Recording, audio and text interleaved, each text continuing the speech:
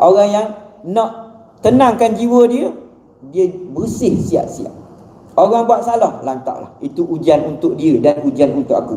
Bahagian dia, dia nak, contoh nak makan hamun kita, itu dia punya ujian. Yang aku menanggung ataupun diuji dengan kutukan. Sekarang aku nak apa? Aku nak hidup dalam keadaan tenang ataupun tetap berdendam. Aku ingat kata-kata tu sampai mati. Ingat kata-kata sampai mati. Mana berdendam lah tu.